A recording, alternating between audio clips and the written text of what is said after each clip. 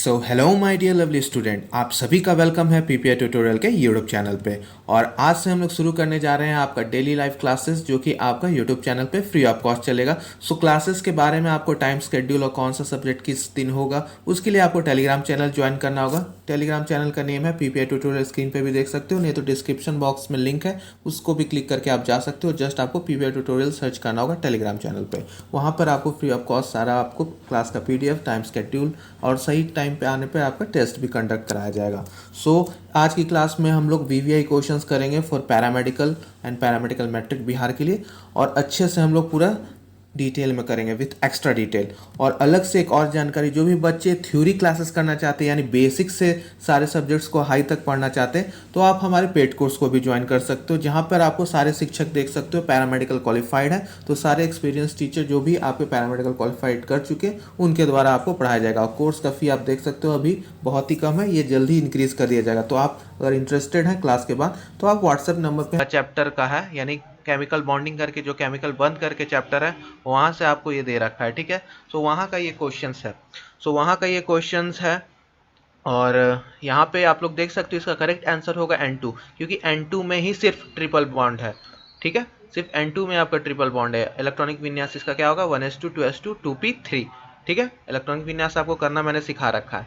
So outer most में आपका valence electron यानी संयोजी इलेक्ट्रॉन्स कितना होगा, आपका 5 होगा, ठीक है। सेकंड यानी KLL सेल में। सो स्ट्रक्चर ड्रॉ कर दिया मैंने यहाँ पे, 5 इलेक्ट्रॉन्स N, दोनों N में 5 इलेक्ट्रॉन्स, ठीक है। यहाँ ट्रिपल बॉन्ड बनेगा, 8 अष्टक नियम यानी 8 इलेक्ट्रॉन दोनों अपना में शेयर करेंगे, यानी 3 इलेक्ट्रॉन का शेयर होगा, यानी 3 पेयर्स ऑफ बॉन्ड बनेगा, कोवैलेंट बॉन्ड। तो ये ट्रिपल बॉन्ड हो गया। इसी तरह O2 C2H2 और H2O में भी हम लोगों को देखना है, ठीक है। O2 में आपका डबल बॉन्ड होगा, यानी O के बीच में डबल बॉन्ड, C2H2 के बीच में आपका ट्रिपल बॉन्ड होगा, लेकिन यहाँ पर आपका 2 H भी है, यानी HH यानी सिंगल बॉन्ड है। और क्वेश्चंस में क्या पूछा है कि सिर्फ आपका केवल ट्रिपल बॉन्ड, तो सिर्फ N2 में है। अगर पूछता कि किस में सिर्फ ट्रिपल बॉन्ड होगा, तो दोनों B और C दोनों आंसर होता, लेकिन कंफ्यूज करने के लिए एग्जामिनर आपको दोनों दे रखा है, ठीक है। आपका यहाँ पे इस तरह से हो गया, और H2O में तो सिंगल बॉन्ड है। चलिए नेक्स्ट क्वेश्चन पे चलते हैं, ठीक है। सेकंड क्वेश्चन आ जाते हैं my dear student. Second question में आपसे क्या पूछ रहा है, तो सेकंड क्वेश्चन में आपसे पूछा जा रहा है कि बेयर प्रोसेस में हम लोग क्या चीज कौन से रिफाइन करते हैं, किसके ओर को एस को हम लोग रिफाइन करते हैं, ठीक है। तो आपको ये बताना है। तो आइए देख लेते हैं आपका क्या होगा सही आंसर, जल्दी कॉमेंट बॉक्स में कॉमेंट कीजिए। बेयर के किस प्रक्रिया से इस एस का शोधन करता है, यानी आपका एल्यूमिनियम ऑक्साइड ट्राइऑक्साइड यानी Al2O3.2H2O ZnCO3 ZnSCO2O किसके ओर को करता है। तो आप लोग B फॉर बेयर, आपको मैंने पैरामेडिकल वाले सेक्शन में बताया था, B for bear B for bauxite, याद है आपको ये निमोनिक याद करने का, B for bear B for bauxite, ठीक है। तो ये बॉक्साइड के ओर के लिए यूज किया जाता है, ठीक है। तो बॉक्साइड किसका ओर है, किसका यस्क है, तो वो एल्यूमिनियम का है, यानी Al2O3, ठीक है, .2H2O। तो एल्यूमिनियम का एस्क है, तो B for bear process B for bauxite, इस तरह से आपको याद रखना है। BB क्या बोलेंगे इसको, BB, ठीक है। आपका करेक्ट उत्तर A हो जाएगा। अब आपके लिए है ये कि आपको, हमारा स्पेशलिटी है कि हम लोग हर ऑप्शंस को डिस्कस करते हैं, तो ये होमवर्क है आपका, कमेंट बॉक्स में आपको डालना है। तो ZnCO3 किसके ओर में पाया जाता है, ZnS किसके ओर में पाया जाता है, CO2O किसके ओर से बनाया जाता है या पाया जाता है, तो आपको ये बताना है। साथ में केमिकल नेम भी तीनों का, ठीक है, केमिकल नेम और इसका आपका कहाँ कौन से ओर से पाया जाता है या प्राप्त किया जाता है, किसके अस्क में पाया जाता है या किसके अस्क से प्रोसेस करके बनाया जाता है, तो आपको दोनों लिखना है, ठीक है। ये होमवर्क है, ठीक है। और आपका आंसर यहाँ पे ए हो गया, bear process B for bear B for bauxite, bauxite यानी एल्यूमिनियम। तो चलिए नेक्स्ट क्वेश्चन में चलते हैं, बुझाइन लूँ, चलो नेक्स्ट क्वेश्चन। चलिए क्वेश्चन नंबर 3 पे चलते हैं। क्वेश्चन नंबर 3 आपसे क्या पूछ रहा है मेरे प्रिय छात्रों कि which metal is use for galvanisation of iron, लोहे के गैल्वेनाइजेशन के लिए कौन सी धातु का प्रयोग किया जाता है। आपको बताना है ABCD में से, और इसको VVI कर लीजिए। यूज करते हैं हम लोग गैल्वेनाइजेशन के लिए, तो सबका आंसर आएगा क्या, जिंक, सी, जिंक आपका सही उत्तर है। गैल्वेनाइजेशन क्या होता है आपका, तो गैल्वेनाइजेशन में हम लोग क्या करते हैं, आयरन के ऊपर परत चढ़ाते हैं जिंक का, ठीक है। जिंक का परत कोटिंग करते हैं हम लोग, क्यों करते हैं? रस्टिंग से बचाने के लिए। कारण क्या है? रस्टिंग यानी जंग लगने से बचाने के लिए। मेथड क्या है? किस मेथड से? तो hot dip electroplating. Hot dip electroplating का सहायता से हम लोग इसको गैल्वेनाइजेशन करते हैं। और जिंक क्या करता है? एक ऑक्साइड का लेयर बना देता है, ऑक्साइड का लेयर, ठीक है, ऑक्साइड का लेयर बना देता है आयरन के ऊपर, जिसके वजह से सबसे पहले जिंक आपका खराब होता है। उसके बाद तो एयर और वाटर जो भी आए तो रस्ट फॉर्मेशन किसके साथ होगा? जिंक के साथ, और ये आयरन को सेव करके रखेगा। तो ये बहुत अच्छा मेथड है और हम लोग डे टू डे लाइफ में इसको यूज करते हैं। आयरन को रस्टिंग से बचाने के लिए डे टू डे लाइफ में ये यूज होता है, ठीक है। तो लोहे को बचाने के लिए जिंक के परत लगाते हैं। जिंक से क्या बनता है? जिंक ऑक्साइड बनता है, जो आपको एयर या वाटर का प्रेजेंस में रस्टिंग से बचाता है आयरन को। मेथड क्या है चढ़ाने का जिंक को आयरन के ऊपर? Hot dip electroplating, DIP dip, ठीक है, hot dip electroplating. So zinc coating इसको करते हैं, ठीक है, जिंक कोट करने के लिए। ये था आपका क्वेश्चन नंबर 3। चलिए अब नेक्स्ट क्वेश्चन पे चलते हैं। चलिए नेक्स्ट क्वेश्चन की ओर चलते हैं। नेक्स्ट क्वेश्चन आपसे क्या पूछ रहा है? नेक्स्ट क्वेश्चन आपसे पूछ रहा है कि it's boiling point is not constant. इसका क्वथनांक आपका स्थिर नहीं होता है, ठीक है। सो बेंजीन का, C2H5OH यानी इथेनॉल का, लवण विलयन का यानी सॉल्ट सॉल्यूशन का, या जल का, किसका आपका बॉइलिंग दिए गए हुए ऑप्शंस में से कांस्टेंट नहीं है? तो देखिए बेंजीन एक कंपाउंड है, करेक्ट, यौगिक है। C2H5OH यानी इथेनॉल भी एक यौगिक है, वाटर भी एक यौगिक है। लेकिन यहाँ सॉल्ट सोल्यूशन, सिर्फ सॉल्ट सोल्यूशन लिखा हुआ। अब किसका सॉल्ट सोल्यूशन, ये हमको फिक्स नहीं है। तो ये आपका बॉइलिंग पॉइंट इसका फिक्स नहीं होगा, क्योंकि ये तो सारे कंपाउंड्स है, A, B और D आपका कंपाउंड्स है, ठीक है, यौगिक है। लेकिन आपका सॉल्ट सोल्यूशन में तो कुछ भी सॉल्ट सोल्यूशन होता है, किसी की भी लवण का सॉल्ट सोल्यूशन हो सकता है, इसलिए इसका फिक्स नहीं रहेगा। तो सी आपका बहुत ही कॉमन सेंस वाला था, ठीक है। तो सॉल्ट सोल्यूशन यानी सी, ठीक है, लवण विलयन। जल का क्या होता है? बॉइलिंग पॉइंट 100 डिग्री सेल्सियस, ठीक है। इसी प्रकार से इसका भी होगा, बेंजीन का भी होगा। सो आपका सबका यहाँ पे फिक्स है, सॉल्ट सोल्यूशन का नहीं है। चलिए नेक्स्ट क्वेश्चन पे चलते हैं। So next question my dear student पूछ रहा है आपका 3 तत्व दे रखा, आर्गन, पोटेशियम एंड कैल्शियम। उसका Z और A दोनों दे रखा है। Z मतलब एटॉमिक नंबर और A मतलब एटॉमिक मास नंबर। तो आपको बताना है समस्थानिक है, समभारिक है, सब न्यूट्रॉनिक है, या इनमें से कोई नहीं, नॉन ऑफ दिस, ठीक है। तो आपको नॉन ऑफ दिस बताना है, ठीक है, नॉन ऑफ दिस बताना है आपका। तो आइए देखते हैं एक एक करके किस तरह से हम लोग निकालते हैं। तो सबसे पहले न्यूट्रॉन्स की संख्या सबका निकाल लेते हैं। आर्गन, पोटेशियम, कैल्शियम, ठीक है। तो 18, 40, 19, 40 और 20, 40 सबका न्यूट्रॉन्स का संख्या निकालिए। न्यूट्रॉन्स निकालने के लिए क्या बताऊं? A माइनस जेड, याद है सभी को? तो सबका कीजिए एक साथ। 40 माइनस 18 कितना हो गया आपका? कितना हो गया यहाँ पे बताइए जल्दी। 40 में से 18 गया तो कितना हो गया आपका? ये हो गया आपका 22। यहाँ देख लेते हैं, 40 माइनस 19 कितना गया आपका? 21। इसका देख लेते हैं, इसका क्या हो गया आपका? 40 माइनस 20, ये क्या आया आपका? 20, ठीक है। सो आपको यहाँ पर अब देखना है कि ये क्या है। इसमें तो आपका 20, 21 और 22 दे रखा है।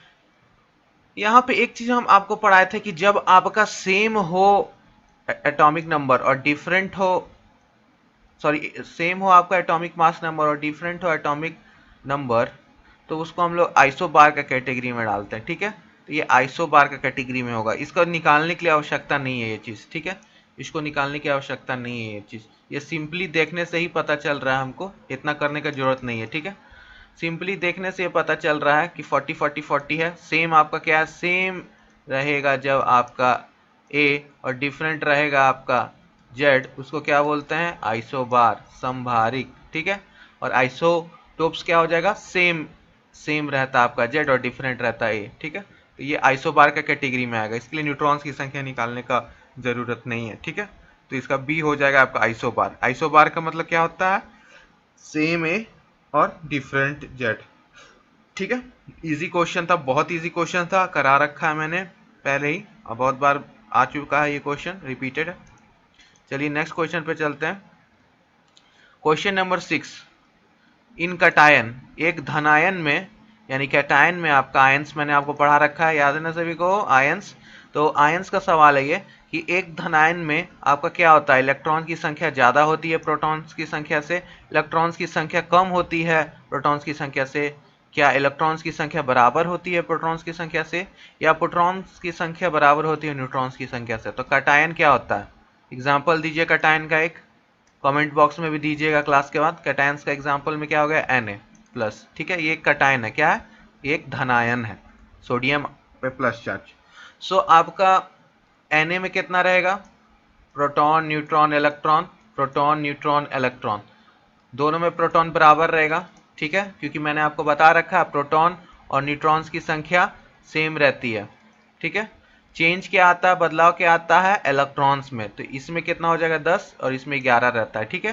किस Na की बात कर रहे हैं, Na का 11 और 23 रहता है इसका, ठीक है। तो आपको मैंने बता रखा है कि परिवर्तन क्या आएगा, बस इलेक्ट्रॉन्स की संख्या में। फिल्म आपकी क्या है, फिल्म बन रही है, फिल्म का नाम है आयंस, ठीक है, आयंस फिल्म बन रही है, और उसमें हीरो कौन है, इलेक्ट्रॉन, हीरो कौन, तो इलेक्ट्रॉन, तो हीरो यहाँ पे कौन, इलेक्ट्रॉन, तो हीरो में ही बदलाव आएगा, प्रोटॉन और न्यूट्रॉन से हमको कोई लेना देना नहीं, चाहे वो Na रहे यानी उदासीन परमाणु न्यूट्रल एटम, या आपका रहे वो चार्ज वाला यानी कैटायंस। तो आपका इलेक्ट्रॉन्स की संख्या हमेशा कम रहेगी, तो इलेक्ट्रॉन्स की संख्या हमेशा कम रहेगी आपका, ठीक है, किसकी संख्या से, तो प्रोटॉन्स की संख्या से। तो ये आपका बी ऑप्शन सही हो गया, ठीक है, B is your correct option, ठीक। तो प्रोटॉन्स की संख्या हमेशा ज्यादा रहेगी इलेक्ट्रॉन्स से, इलेक्ट्रॉन्स क्योंकि कम हो जाएगा। और कोई भी उदासीन परमाणु का हम लोग यही जानते हैं, यानी न्यूट्रल एटम में, उदासीन परमाणु में, कि आपका प्रोटॉन और इलेक्ट्रॉन बराबर रहता है, ठीक है, उदासीन परमाणु में, लेकिन जब चार्ज आ जाता है तो हमेशा इलेक्ट्रॉन्स कम होता है, तभी तो उसके ऊपर प्लस चार्ज आ गया, ठीक है। सो इलेक्ट्रॉन्स कम हो जाता है, इसलिए इलेक्ट्रॉन्स इज स्मॉलर, मतलब proton is greater than electron, तो आपका बी ऑप्शन है, ठीक है, यहाँ प्रोटॉन ज्यादा है, तो बी आपका करेक्ट ऑप्शन हो गया यहाँ पे। समझ में आया क्वेश्चन, चलिए नेक्स्ट क्वेश्चन की ओर चलते हैं। सो नेक्स्ट क्वेश्चन पे आ जाते हैं। क्वेश्चन नंबर 7 आपसे क्या पूछ रहा है माय डियर स्टूडेंट्स की फॉर्मूला R2O यानी 2R और O है, वो क्या शो करता है आपका, एक ईस्टर यानी ईस्टर, एक कीटोन, या आपका ईथर, या एसिडिक एनहाइड्राइड, ठीक है। डी ऑप्शन क्या है, एसिडिक एनहाइड्राइड, एनहाइड्राइड। तो ये किसका जनरल फॉर्मूला है, R2O जनरल फॉर्मूला किसका है, जल्दी बताइए, जनरल फॉर्मूला ये सूत्र किसका है। तो माय डियर स्टूडेंट्स आपका उत्तर अगर आता है ए ईस्टर, तो आप लोग सही हो, ठीक है, सॉरी ईस्टर कह रहा हूं, अगर ईथर आता है तो आपका उत्तर सही है, ठीक है, ईथर होगा इसका, यानी आपका B is your correct answer, ठीक है, C is your correct answer, C आपका ईथर करेक्ट आंसर है। ईस्ट और ईथर में थोड़ा सा डिफरेंस है, इसलिए कभी कभी मुझे ही जैसे अभी कंफ्यूजन हो गया थोड़ा सा बोलने में, ईस्ट और ईथर में बोलने में थोड़ा सा कंफ्यूजिंग टर्म्स है। सो ईस्टर क्या है आपका, R C double bond O R है, ठीक है, और ईथर क्या होता है, आर ओ आर, जिसको हम लोग R2O भी तो जनरल फॉर्मूला ऐसे लिख सकते हैं, 2R और 1O है। तो ये ईस्टर और ईथर में ये डिफरेंस होता है। कीटोन तो आपको पता ही है, कीटोन क्या होता है, C डबल बॉन्ड O, दोनों तरफ एक चेन। अब एसिडिक एनहाइड्राइड का क्या होगा फॉर्मूला, जल्दी बताइए तो कमेंट और चैट बॉक्स में, एसिडिक एनहाइड्राइड का क्या होगा, जल्दी बताइए, आप सभी का कमेंट्स का मैं वेट कर रहा हूँ। एसिडिक एनहाइड्राइड जल्दी बताइए, एसिटिक एनहाइड्राइड का जनरल फॉर्मूला क्या होगा, जल्दी फास्ट सबका कमेंट्स में चेक कर रहा हूं। चलिए तो मैं बता देता हूं, एसिटिक एनहाइड्राइड का होगा आपका R C double bond O, फिर O, फिर C डबल बॉन्ड O, फिर आपका हो जाता है R डैश, ठीक है। तो ये आपका जनरल फॉर्मूला है एसिटिक एनहाइड्राइड का। तो ईस्टर का जनरल फॉर्मूला, ईथर का जनरल फॉर्मूला, कीटोन का जनरल फॉर्मूला और एसिटिक एनहाइड्राइड का जनरल फॉर्मूला, मैंने चारों का लिख दिया। करेक्ट आपका सी ऑप्शन होगा, यानी ये ईथर का होगा, ठीक है, यानी बी वाला ये वाला जो है ना, ये इसका होगा। तो ये था आपका क्वेश्चन नंबर 7। चलिए अब नेक्स्ट क्वेश्चन पर चलते हैं। चलिए नेक्स्ट क्वेश्चन पे चलते हैं। नेक्स्ट क्वेश्चन आपसे क्या पूछ रहा है, which has the highest calorific value, ठीक है। कैलोरी मान के ऊपर आपका क्वेश्चन आ चुका है पहले भी पैरामेडिकल में, सो आपके लिए भी इंपॉर्टेंट है, बिहार यूपी झारखंड एवं पैरामेडिकल के साथ साथ पॉलिटेक्निक वालों के लिए भी ये बहुत इंपॉर्टेंट है। सो किसका ऊष्मा सबसे ज़्यादा मान अधिक होता है, चारकोल, कोयला, लकड़ी या उपला, ठीक है। उपला यानी गोईठा, जो हम लोग बिहारी भाषा में बोलते हैं क्या, गोईठा। सो आपको बताना है कि किसका होता है, ठीक है। सो आपका सबका मान आपको पता होना चाहिए, कैलोरीफिक मान, ठीक है। और इस टाइप का पैरामेडिकल में मैं ऑलरेडी आ रखा है कैलोरीफिक वैल्यू से, तो ये रिपीटेड प्रश्न है। क्या है, रिपीटेड प्रश्न है, ठीक है, रिपीटेड क्वेश्चन है। सो चारकोल, कोयला, लकड़ी और उपला, आपको बताना है कि क्या होगा आपका उत्तर, ठीक है। सो आपका सबका एक एक करके मान देख लेते हैं। तो सबसे पहले देख लेते हैं आपका चारकोल का। तो चारकोल का आपका लगभग 33 किलो जूल्स पर ग्राम, कोयला का भी 30 के आसपास, 30 किलो जूल पर ग्राम, लकड़ी का आपका कितना होता है, वुड का 17 किलो जूल्स पर ग्राम, और उपला का तो कम ही रखिए आप, ज़्यादा नहीं रख सकते इसको आप लोग रख लीजिए 15 से 16 किलो जूल्स पर ग्राम। कमेंट में बताइएगा तो उपला का कितना होगा, ठीक है। सो आपका सबसे ज़्यादा किसका हो गया, चारकोल का, ठीक है, चारकोल यानी चारकोल का आपका हो गया। वैसे सबसे हाईएस्ट किसका रहता है, तो सबसे हाईएस्ट रहता है आपका हाइड्रोजन का। यहाँ का तो उत्तर ये हो गया, अब हाइड्रोजन का सबसे ज़्यादा रहता है। कितना रहता है, 150 किलो जूल्स पर ग्राम, इसलिए इसको हम लोग फ्यूल, रॉकेट का ईंधन में यूज़ करते हैं। पैरामेडिकल में इसी पे प्रश्न आया था आपका हाइड्रोजन के ऊपर। उसके बाद आपका मीथेन हो गया, CH4, ठीक है, कितना हो गया, 55 किलो जूल्स पर ग्राम, ठीक। आपका उसके बाद फिर LPG हो गया, जो हम लोग घर में यूज़ करते हैं, 50 किलो जूल्स पर ग्राम, ठीक है। ऐसे करके आपको सबका करना है, ठीक है। सो ये आपका डिटेल एक्सप्लेनेशन क्वेश्चन नंबर 8 का। आई होप आपको ये समझ में आया हो। कैलोरीफिक मान बहुत इंपॉर्टेंट है, सब याद कर लीजिएगा सबका मान, तभी आप क्वेश्चंस कर पाओगे। तो क्योंकि पूछेगा हाईएस्ट किसका है, ठीक है, 4 ऑप्शंस देके आ सकता है, तो कर लीजिएगा, ठीक है। चलिए नेक्स्ट प्रश्न पर चलते हैं। क्वेश्चन नंबर 9 देखते हैं। 9 क्या है आपका, व्हाट इज कार्बोलिक एसिड। आपको बताना है कि कार्बोलिक अम्ल क्या है, फॉर्मिक अम्ल, एसिडिक अम्ल, HCl या फिनॉल। आपको बताना है इसमें से करेक्ट आपका क्या होगा। So formic acid, acetic acid, HCl या फिनॉल। तो ये रिपीटेड प्रश्न है। कार्बोलिक एसिड पे एक बार और पैरामेडिकल में आ रखा है आपका, तो ये रिपीटेड प्रश्न ये भी जाएगा। और ये है आपका, ठीक है, फिनॉल, डी फिनॉल आपका कार्बोलिक एसिड हो गया, ठीक है। तो फॉर्मोलिक एसिड का फॉर्मूला क्या है, फिनॉल को बोलते हैं कार्बोलिक एसिड, ठीक है। चलिए नेक्स्ट क्वेश्चन पे पाने के लिए सब्सक्राइब कर लीजिए PPA ट्यूटोरियल को, और प्लेलिस्ट में जाके देखिए, और भी क्लासेस है, पॉलिटेक्निक पैरामेडिकल दोनों का प्लेलिस्ट बना रखा है, तो प्लेलिस्ट में एक बार जाके देखिए।